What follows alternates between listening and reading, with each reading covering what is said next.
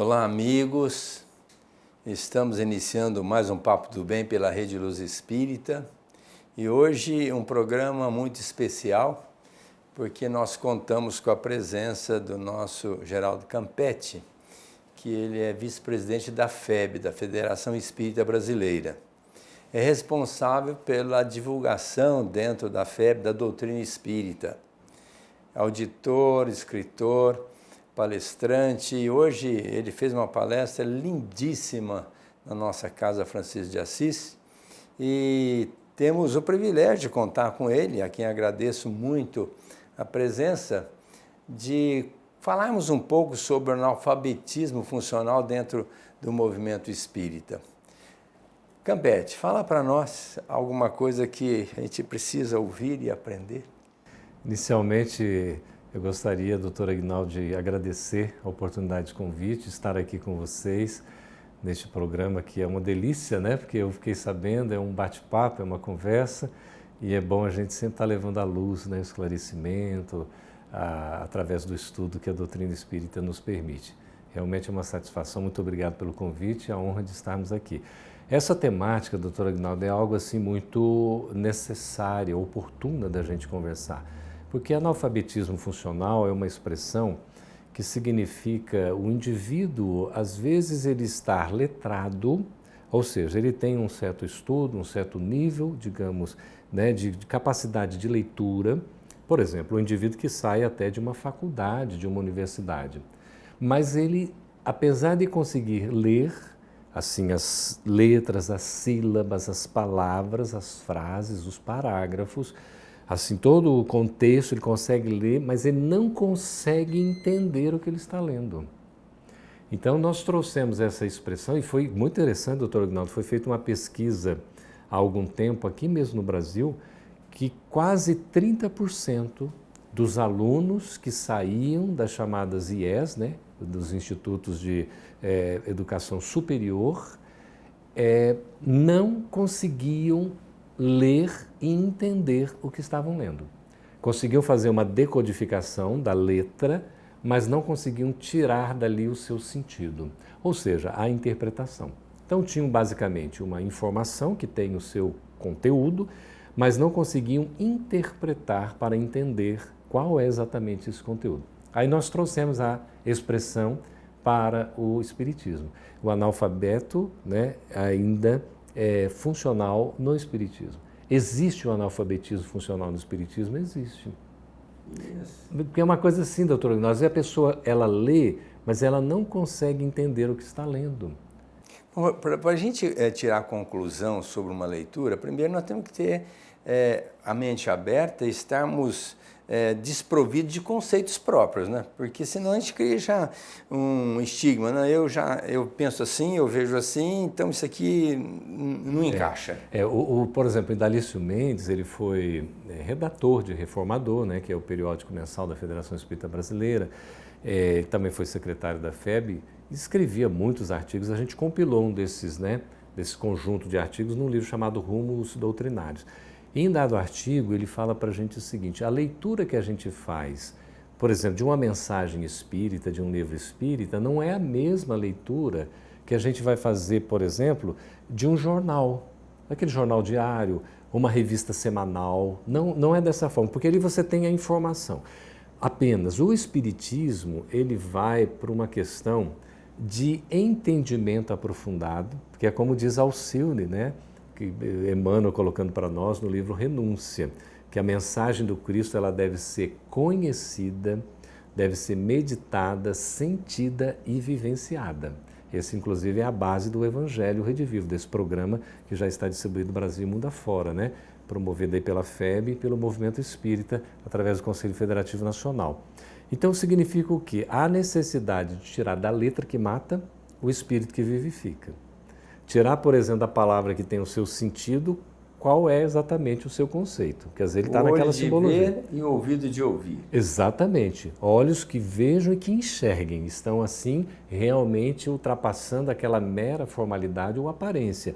E o ouvido que não apenas ouve, porque aqui, por exemplo, é um som propalado pelo ar, não é isso? Pelas ondas do ar, A gente ouve isso fisicamente, mas escutar é prestar atenção. A sua lembrança, doutor, é exata, porque o escutar vai para além do ouvir, assim como o enxergar vai para além do ver.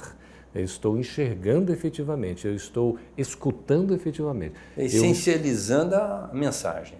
Sem dúvida, porque a mensagem é o essencial. Então a gente vai tirar, por exemplo, do texto que tem a sua simbologia, o contexto, para a gente poder entender. Então a gente vai compreender que além da informação que já tem o seu significado, o seu sentido, o Espiritismo nos leva ao conhecimento.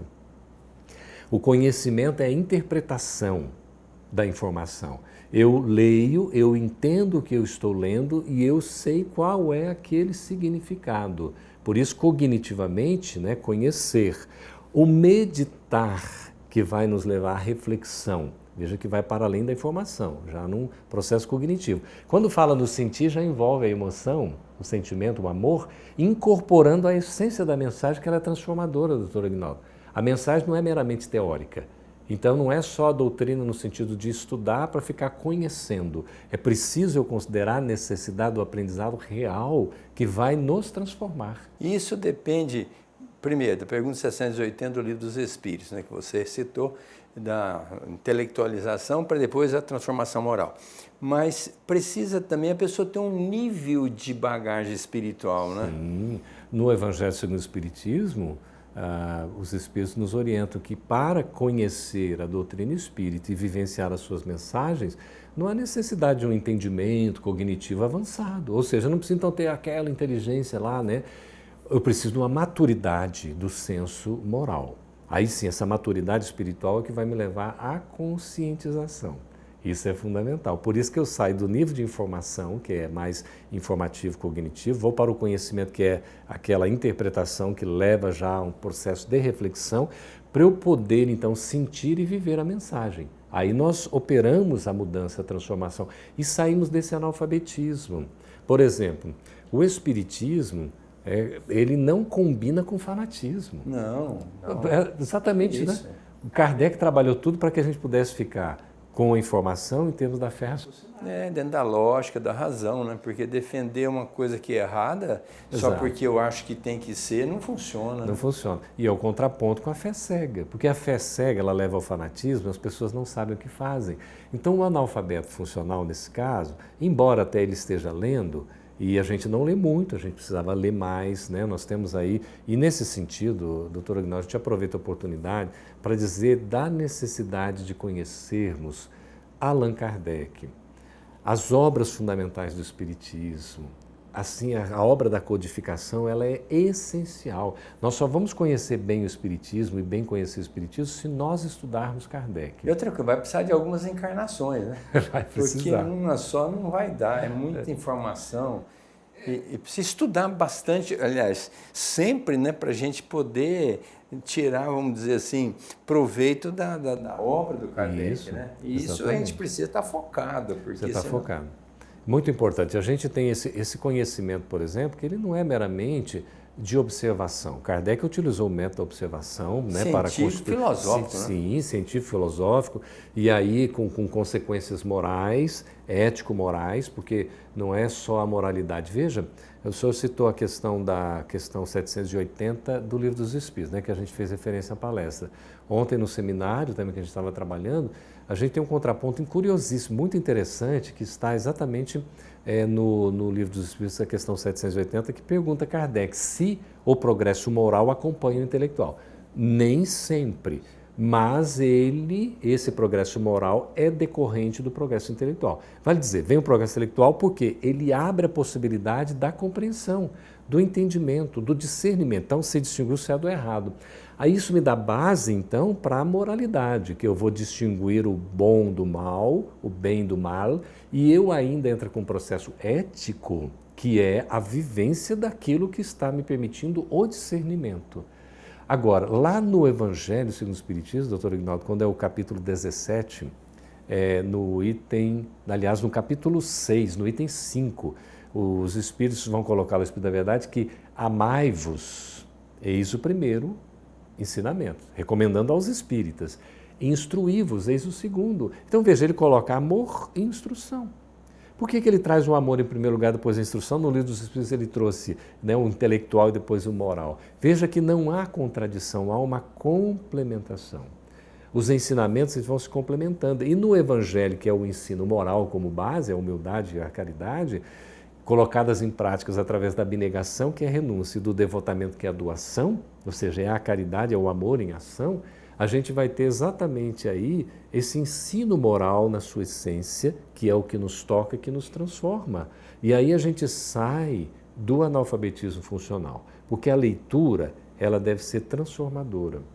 Ela deve nos tocar intimamente para a gente buscar a reforma íntima, buscar a nossa renovação. E é isso que vai fazer a diferença. Importância de estudar, né? Eu lembro de um professor meu de clínica médica, ele dizia assim: Aguinaldo, estude bastante, porque você só vai procurar a doença que você conhecer. Não é? Então, não adianta eu pensar num diagnóstico, numa doença que eu não conheço. Eu jamais vou diagnosticar o paciente porque eu não conheço a doença, então tem que estudar.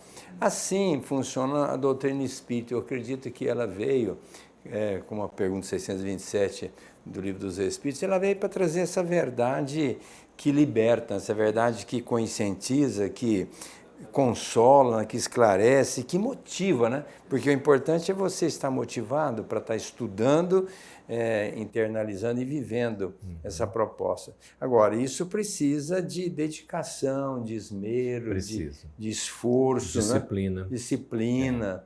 Não é tão simples, né? Não é tão simples, mas não é impossível. Não. Se a gente se disciplinar, né, que a disciplina ela vai fazer o quê? Nos colocar a realizar o que é preciso fazer. Então a gente não deixa de fazer. Se não dá para fazer num dia, a gente faz no outro dia. Não dá naquela semana, faz na semana seguinte. Ou planeja no mês, planeja no ano. É importante a gente organizar a nossa vida com planejamento. E aproveitamento do tempo, doutor Aguinaldo, se refere à questão de prioridade.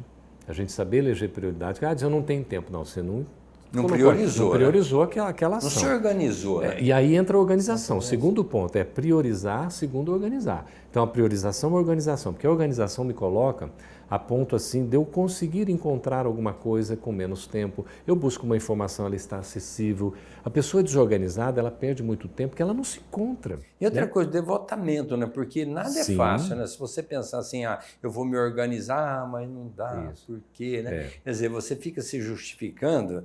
E tem uma frase que eu sempre coloco, quem quer arruma um jeito, quem não quer arruma uma desculpa, né? Tanto é que a pessoa que é mais ocupada, ela sempre arruma um tempo para fazer mais alguma coisa. E a pessoa que está desocupada nunca tem tempo, né? Uma coisa impressionante. Aí a gente vê, e o outro ponto, além da priorização, da organização, é a disciplina. Eu preciso ser disciplinado porque eu tenho que fazer o que precisa ser feito. Então, a abençoada rotina de cada dia. Até tem um livro de um autor americano que ele coloca, ele chama assim, comece o dia arrumando a sua cama, a cama que você dorme. Porque é impressionante. A gente já deixa a cama bagunçada porque alguém vai arrumar, a gente está mais acostumado a ser servido do que a servir. No Evangelho, Jesus nos dá o exemplo do serviço porque ele testemunha, né, o ofertar ao outro, inclusive aos discípulos na cerimônia do lava-pés, lembra lá daquela... Né, da Santa Ceia, enfim, muito interessante. Pedro não queria que lavasse os pés dele. Imagina, Senhor, aí quando Jesus explica e ele entende, ele sai do analfabetismo funcional, ele fala, Senhor, então me lave logo a cabeça, me lave os braços também, ele quer ser banhado completamente.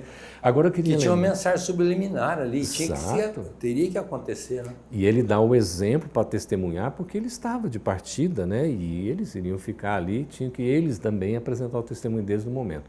Eu queria associar, doutor Aguinaldo, essa temática com uma lembrança que o senhor fez do conhecimento da verdade.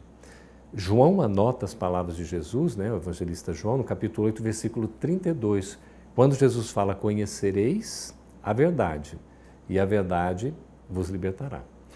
Aí nós temos 3 vocábulos, né, substantivados aí, ou são 3 substantivos, conhecimento, verdade e libertação. Olha que interessante, o conhecimento nos propicia o acesso à verdade e a verdade nos liberta. Por que é importante conhecer? Para eu poder entender, para eu poder distinguir. Se eu não conhecer, é como se eu fosse ignorante, como o senhor estava falando da questão da área da medicina, que existe sempre na área de saúde, atualização constante, assim como várias outras áreas profissionais, a gente precisa estar atualizado, acompanhando tudo que está acontecendo, fazendo a leitura, experienciando inclusive, né, através das práticas, ainda mais na área médica, tudo, né, precisa, e você tem que ter a segurança. A competência, ela vem com aquele conjunto de aprendizados que Jacques Delors apresentou como relatório na transição do século XX para o XXI, não foi assim? Do ano ali foi de 99 para 2000, na virada do século e do milênio, do segundo para o terceiro milênio.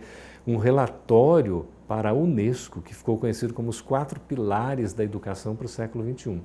E tudo baseado, doutor Aguinaldo, no verbo aprender. Aprender a aprender, ou seja, eu preciso estar aberto a fazer uma revisitação para eu abrir a mente, como o senhor estava citando, para dizer, olha, eu não conheço, eu preciso aprender. Ou se eu conheço, eu preciso aprender de um jeito diferente, porque eu sempre estou aprendendo. Então, aprender a aprender é uma viagem para dentro de nós mesmos, para demonstrar o nosso orgulho arcaico e a gente se abrir no processo da humildade inovadora que vai nos transformar. Eu me lembro da minha infância, né? A gente via ali era uma animação, era um desenho animado, acho que era o Dr. Magoo, né? Aquele personagem, tudo assim, ele sempre estava acompanhado de muitos meninos, muitos filhos, e sempre tinha uma lição de moral no final assim, do desenho. Na época os desenhos tinham, né, ensinos morais. E aí, né, ele dizia assim para nós em dado momento, né, que a gente tinha que ter a mente aberta, porque a mente é feita para paraquedas, só funciona quando está aberto. Então, não adianta o paraquedas fechado, tem que estar aberto, a nossa mente também. Então, aprender a aprender. O segundo é aprender a fazer. Aí entra a habilidade, o treinamento, a capacitação, os exercícios, não é isso? Os procedimentos operacionais. Aprender a conviver. Olha como é importante essa convivência na sociedade. Nós não conseguimos evoluir sozinhos, a gente precisa do outro para evoluir. E aprender a ser. Veja que espiritualidade nesse relatório, doutor Aguinaldo, que é importantíssimo aprender a ser, que não é só a personalidade, é a individualidade, é o espírito imortal. Então, a mensagem é transformadora porque vai tocar nesses pontos essenciais. A gente sai do analfabetismo funcional que nos coloca numa espécie de zona de conforto.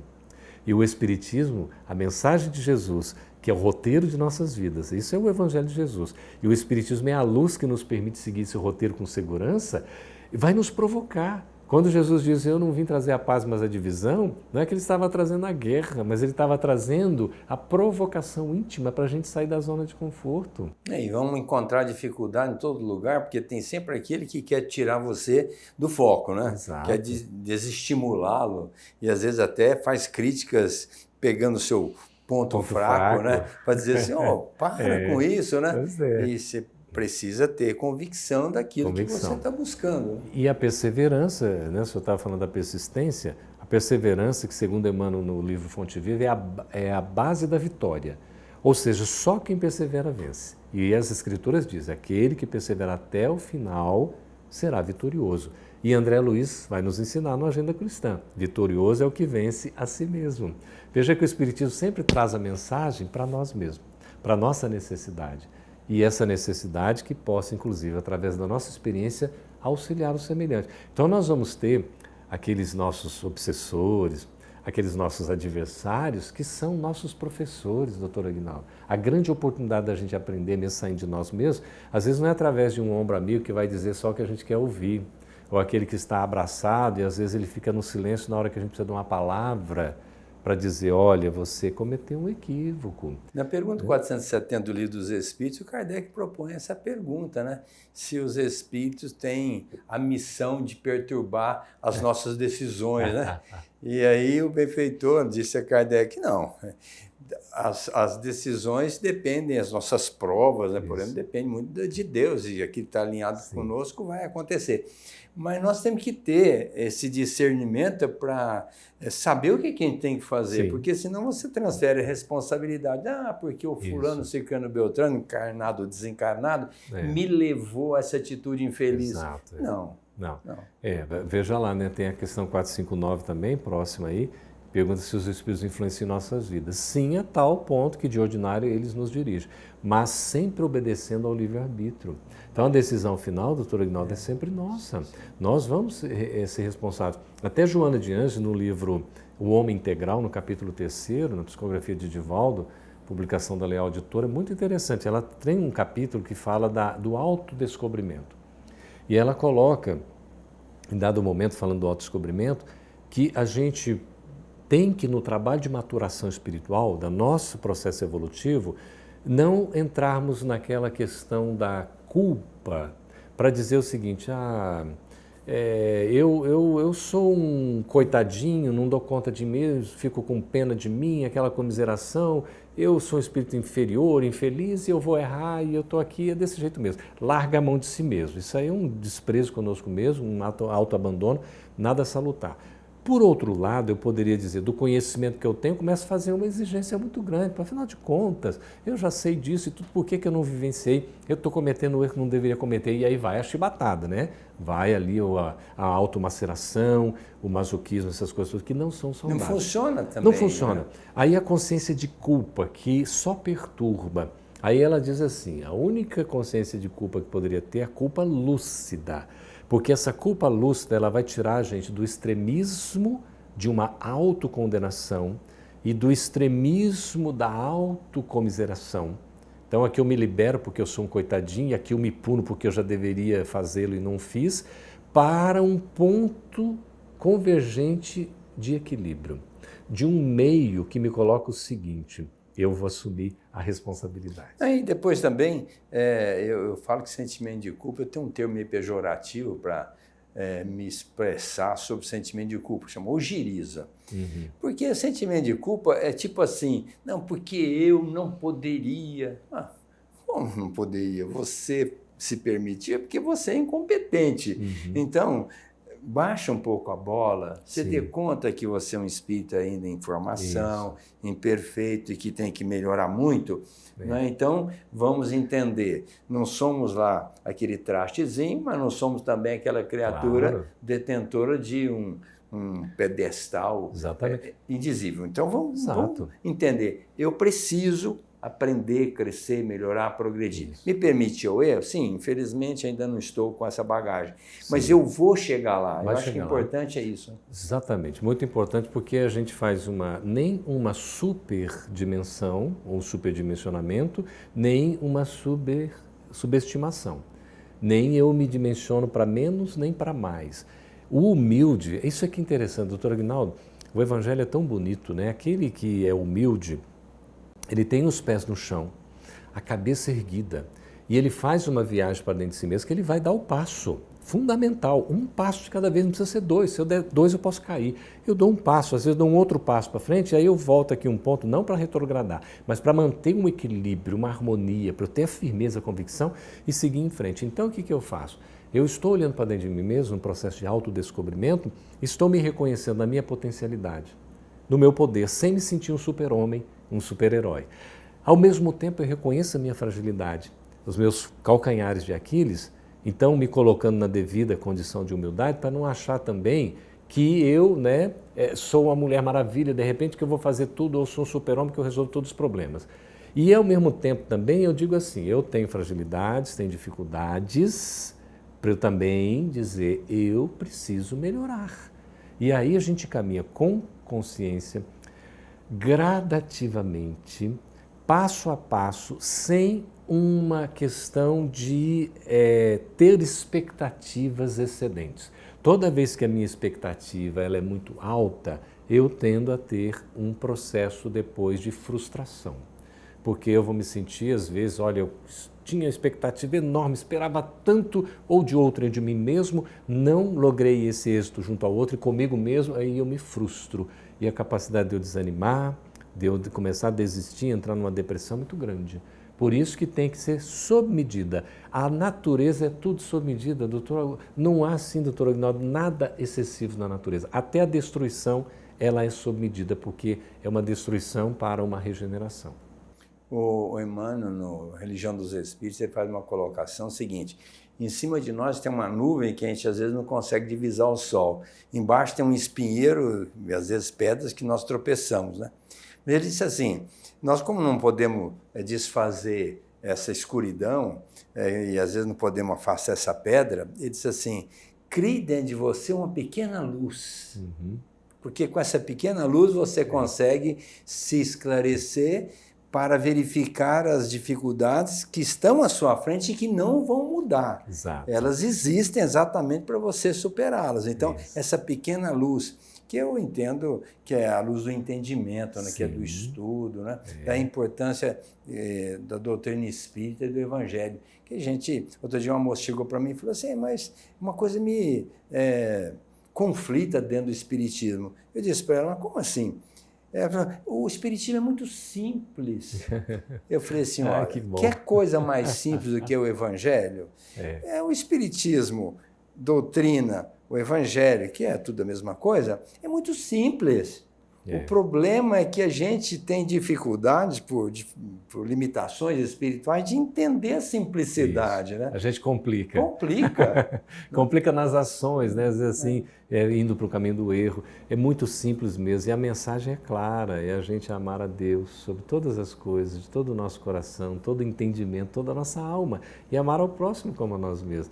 É o caminho do amor em ação, que é da caridade, é a bandeira do Espiritismo. Fora da caridade na salvação, fora do caminho do bem, não há felicidade. Então, nós saímos do analfabetismo funcional, né, no Espiritismo, é fundamental para a gente poder entender a essência, o Evangelho de Jesus na sua pureza, que é o resgate que o Espiritismo faz. Usar da fé raciocinada para entender a informação, para ter o conhecimento, para poder sentir a mensagem e, sobretudo, vivenciá-la no nosso cotidiano. Isso é que vai fazer a renovação, a transformação, e a gente vai sentir muito bem, viu, doutor Aguinaldo? Porque quando a gente está sintonizado com o bem, como dizia a música lá da evangelização, né, fazer o bem é bom, quanta alegria nos traz. Quem faz o bem é feliz, quem faz o bem vive em paz. Bom, nós estamos encerrando nosso programa. É pena que o tempo nos cobra, mas foi muito bom tê-lo conosco, falando desse assunto que tem muito a ver com o nosso dia a dia. Quero agradecer imensamente a sua presença e um grande abraço a todos e até a semana que vem com o nosso novo Papo do Bem pela Rede Luz Espírita.